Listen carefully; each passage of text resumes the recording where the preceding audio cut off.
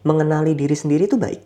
Maksudnya mengetahui aku tipe orang yang mudah marah, aku tipe orang yang mudah tersinggung, aku tipe orang yang gampang merasa kesepian kalau ditinggalkan, aku tipe orang yang nggak bisa sendiri.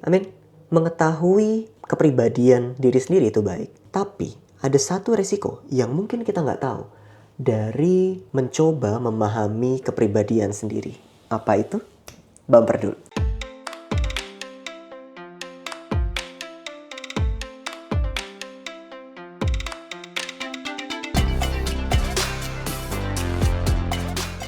Halo semuanya, perkenalkan nama saya Jimmy Ardian. Saya seorang psikiater dan juga traumaterapis dari Wellspring Indonesia. Di channel ini, saya banyak bicara soal kesehatan mental, ngobrol-ngobrol soal trauma, dan saya juga banyak cerita tentang pemulihan-pemulihan trauma. Di channel ini juga tersedia membership untuk yang mau belajar lebih jauh tentang pulih dari trauma menggunakan trauma processing therapy, so boleh cek membershipnya di sana.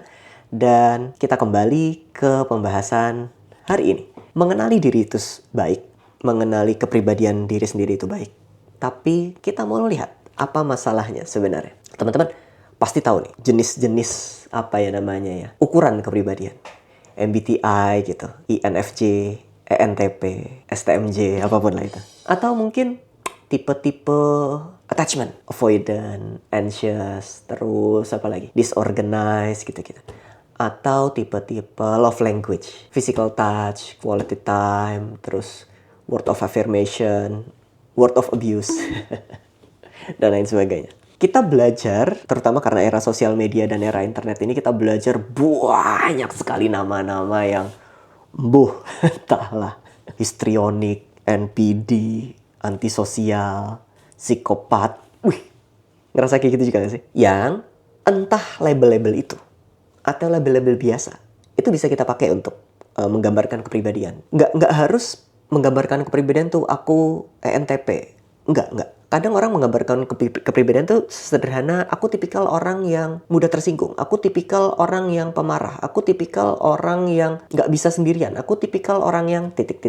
Coba dilanjutin. Aku tipikal orang yang titik.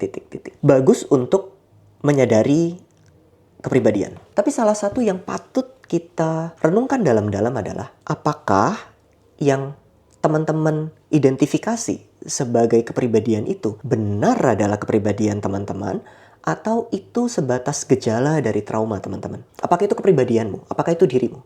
Atau itu traumamu?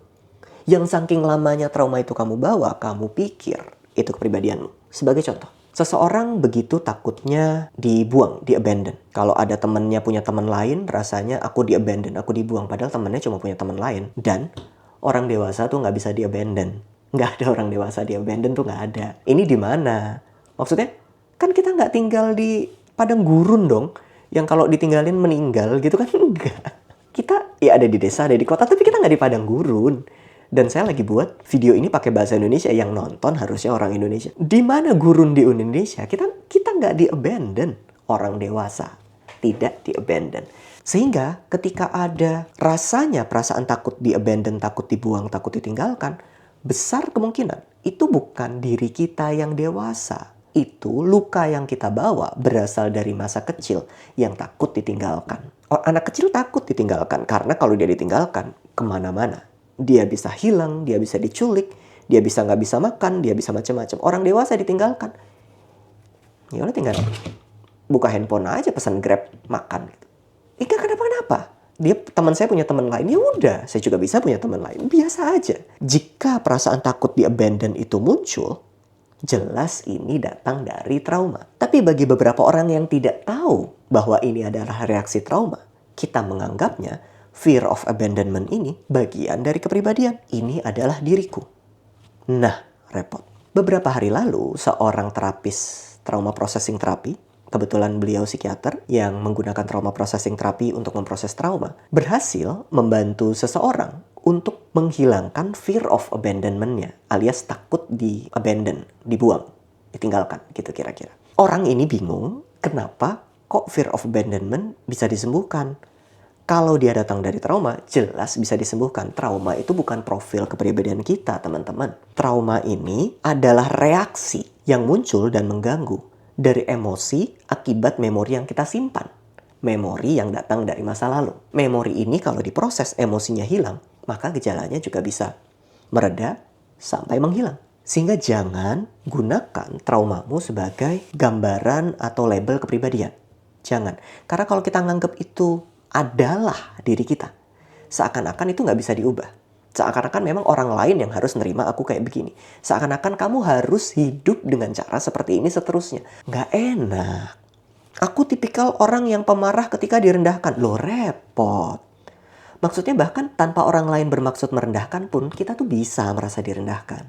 Aku tipikal orang yang nggak bisa kalau sendirian.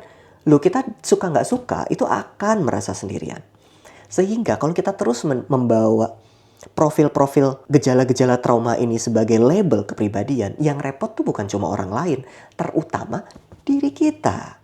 Kita akan terganggu berkepanjangan karena menganggap trauma tadi adalah bagian diri kita. Nangkep maksudnya ya? So, mulai renungkan, apakah yang kamu maksud dirimu itu benar dirimu? Atau itu gejala traumamu? Oke, ambil contoh yang lain. Aku introvert, INTP. Asal nyebut aja saya barusan. Tapi yang ternyata kita pikir sebenarnya itu bukan introvert. Kita taunya introvert, tapi ternyata mungkin sebenarnya takut dihakimi ketika sedang bicara. Atau cemas ketika berada di lingkungan orang banyak karena takut dibully, misalnya. Yang kita sebut introvert ternyata bukan kepribadian, tapi reaksi trauma akibat misal dulu dibully. Itu bukan kepribadian, karena misal itu reaksi trauma yang muncul akibat tidak pernah dianggap cukup oleh orang tua. Loh, itu mah bukan introvert. Itu bukan kepribadian, itu reaksi trauma. Karena introvert itu nggak malu depan umum ngobrol tuh nggak malu, teman-teman. Salah satu introvert yang sangat terkenal, yang saya juga tahu orangnya, yang teman-teman pasti salah satu atau salah banyak subscriber dari video ini tahu saya justru dari video beliau, adalah Raditya Dika. Raditya Dika itu introvert.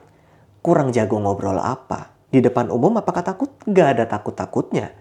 Ngomong stand up, public speaking, se-fluent itu. Ada yang nganggap jokesnya gak lucu, ada yang nganggap lucu, that's another story. Tapi bisa dilihat keberaniannya ngomong di depan publik. Itu introvert tuh. Bisa begitu. Introvert tuh, abis dia kayak gitu, dia butuh charge energi sendirian. Itu introvert. Tapi kalau yang kita maksud introvert adalah takut bicara, takut dihakimi, takut dinilai, takut di depan umum, itu bukan introvert. Jangan-jangan itu reaksi traumamu. Jangan-jangan itu cemasmu. Jangan-jangan itu takut, gelisah, dan lain sebagainya. Nah, maksud saya ya, kadangkala kita salah menganggap bahwa diri kita adalah gejala trauma kita. Bukan, justru diri kita yang sesungguhnya baru akan muncul ketika trauma tersebut terproses. Diri yang sesungguhnya muncul di belakang. Sedikit bocoran. Diri yang sesungguhnya selalu welas asih, selalu mengerti, selalu baik, selalu mampu terkoneksi dan terhubung dengan baik, selalu penuh cinta. Diri yang sesungguhnya tidak seburuk yang kita bayangkan. Dia hanya tertutup oleh luka, dan ketika luka itu disembuhkan, yang di belakang akan muncul. Dan kamu pasti suka yang di belakang itu. Udah, gitu aja. Selamat merenungi, apakah itu kepribadianmu atau traumamu? Bagi yang belum subscribe dulu biar channel ini makin berkembang dan saya makin semangat bikin video-videonya. Dan boleh komen apapun yang menurutmu adalah bukan kepribadianmu. Gitu ya, sampai jumpa di video selanjutnya.